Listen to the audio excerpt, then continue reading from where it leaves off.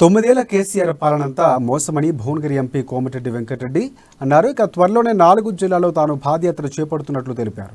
Bike యాత్ర ద్వారా ప్రజల్లోకి వెళుతున్నామని, 9 ఏళ్లలో సీఎం కేసీఆర్ ఏం చేశారని ప్రజల్లో అడుగుతామని చెప్పారు.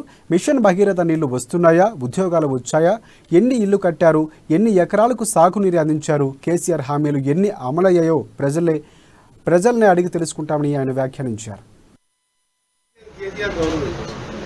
కేసీఆర్ అడుగుతుంది. ఇక్కడ ఎమ్మెల్యేకు అంత సీన్ లేదు. ఇక్కడ అసెంబ్లీ పోయినా పండుకునేదే, ఇక్కడ ఉన్న పండుకునేదే. ఈయన చెప్తున్నా ఏంటంటే వెంకరెడ్డి అంటే చెప్పు తీసుకుని ఎడవగా చెప్పు తీసుకొని ఈ చెప్ప ఆ చెప్ప పలవడితే తెలుస్తాయి. ఇది చెప్పిన నీకు నోటికి చెప్పేది కదండి. ఇంకా అయిపోవడం లెక్క. నా సొంత కొడుకు పేరు మీద 12 కోట్ల కాలేజీ కట్టింది. నిన్న మన డిసెంబర్ 20వ తారీఖు వచ్చి ఉమెన్స్ డిగ్రీ కాలేజీ పోతే గర్ల్స్ జూనియర్ కాలేజ్ పోయినాం. అందరూ వచ్చి మా ప్రతి కాలేజ్ పోయినాం. బాత్రూమ్ జామ్ అయ్యి 4000 మంది గర్ల్స్